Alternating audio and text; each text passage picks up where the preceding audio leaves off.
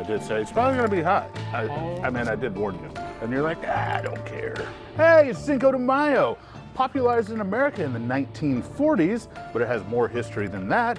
But coincidentally, in the 1940s, the American traditional taco became popular. So we're gonna take a dive into that. Don't forget to like, subscribe. Now join us on our journey cooking through history.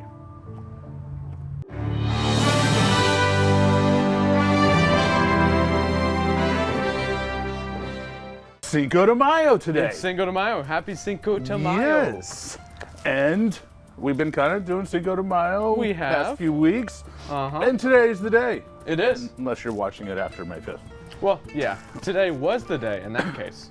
And some fun facts about Cinco. It's not the Mexican independence, which a lot of people think. Yep. It was actually a battle with the French. The Wow. Battle of Puebla in 1862. Okay, that's cool. I Now- thought it was just a corporate holiday. No, not yet. It gets there. Okay, all right.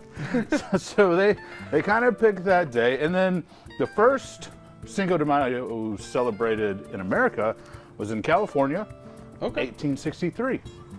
Wow. So we have been celebrating a lot longer than what most Yeah. people probably think, 1863. That's a while. but it really wasn't like a whole national holiday. It didn't really get popularized until about articles around the 1940s really start promoting it. Wow. And then in the 1980s, that's when it got really popular because corporate America decided, hey, we need to sell some beer. Let's pick a holiday. Yeah, And they did. And actually, it worked. yes, because in 2013, Cinco de Mayo beer sales were like 600 million. Holy More than cow. the Super Bowl and St. Patrick's Day. Wow. So that's a little fun facts about Cinco, and in celebration of Cinco, because it is kind of a fusion holiday. It's a major holiday in Mexico, but it's a Yeah. big holiday in America. And what better fusion than our traditional taco, as That's we right. know. And what's crazy is the traditional taco was made popular in America. Yes, in around the 1940s, actually, it was kind of 1905. Yeah. With a bunch of the Mexican immigrants coming in, Uh-huh. and they were making tacos to sell. Yep. Now there's dispute on who came up with the crunchy shell. I'm not going to get into it, but the immigrants decided that, hey, the Americans really don't like some of what we use or what we're traditionally known, and so they started to look at some popular ingredients, and then from organ meat they went to ground beef, and then kind of I say it's kind of the burger, lettuce, tomato. Let's just Yeah. give familiar flavors to the Americans, but in our style. So it's really a cool fusion of is. the immigrants coming over and sharing and tailoring to our taste, and boom, everybody likes the crunchy taco. Yeah, I mean, who doesn't? But like I said, in 1940 is when it really started to pick up what we know as the traditional taco, and that was because of Glenn Bell. I thought you were about to say, Oh, well, Glenn Bell is the founder of Taco Bell. wow. And we are making tacos. Yeah. But while the meat is going, go ahead. We're just using a simple taco seasoning pack because that's the Awesome. American way. It is. It's And a traditional taco. We've got some water there once you put the seasoning in there. Beautiful. But yes, so Glenn Bell really popularized it through Taco Bell and everything. And that's where some of the dispute of who has claim to the crunchy shell, because Gotcha. other Mexican restaurateurs said they had claim, but of course, course. Mr. Bell decided that he had the claim. Yeah. So- Well, I mean, I think he probably does take credit for making He it definitely popular. made it the most popular in America, and Can I then add that water? Yeah. yeah, just want to bring it to a boil. Yeah. And we're just making it really simple. It's just fun. It's something to celebrate.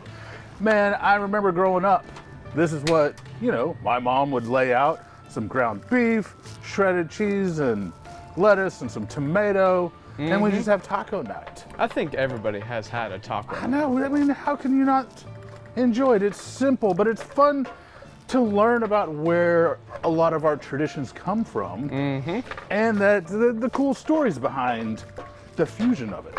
It is. It really is. We Super are a cool. melting pot, so it's a fun to see real things that we kind of, I guess, take for granted. So, well, that meat's looking good. But you know what is gonna happen tomorrow? A lot of people are gonna be hungover. That's right. A lot of people.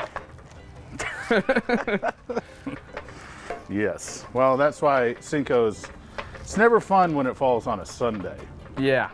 Saturday or Friday, those are good Cinco days. Yeah. You know what would be a good thing to make on Cinco de Mayo? The taco?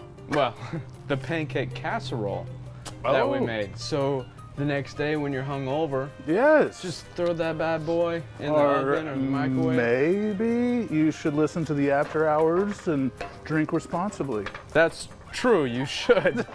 Listen to what we said yesterday, but you know, I don't think they're going to, considering. All right. Well, are you The- ready to make a taco? Yeah, well, I mean, I think we're ready. Yeah. We Simple. can taco about it. Taco meat. Yes, the shell's a little hot, so I am being a weenie. It's a little tiny taco shell. It is. Now, simple. Meat. Your lettuce. Tomato. Ooh. Some Cheese. How? Well, look at that. That's about as simple as you can get and messy. It is. It's probably going to be hot. Oh, So- yeah, it's warm. I'll let you have that one. Ooh, buddy. Switch sides with it. Yes, I'm gonna go ahead and grab a bite. indeed. All right, here we go. How's that taco? I mean, I did warn you. I did say it's probably going to be hot. And you're like, I don't care. All right. Yeah. Now, That was one of the hotter things ever. how is that Mateo's? We use It's actually- Mateo's taco seasoning. Mateo's taco seasoning is actually pretty good. That has some decent flavor to it, honestly. You know what would go really good with this? A beer. That's what I'm saying. What we made yesterday, that michelada. Oof. That would be so good right now. Now, I will say the problem that I have with crunchy tacos, after the first bite, it's kind of ruined. And then you try to all bite goes to down hell. at the bottom and then at the top. And Yeah, like that. See, I how got do the you top, get, now I got the bottom. now you got no all meat or you got just vegetable. And it's a mess, obviously. That's true. And you can always add some hot sauce to your taco too. That's right, because I am clearly making a mess with this guy. See, now I've got all this meat right here, but I'm just gonna take some lettuce. Just kind of put it on the side there. I mean, I will say crunchy tacos are fun, but I prefer non. You know,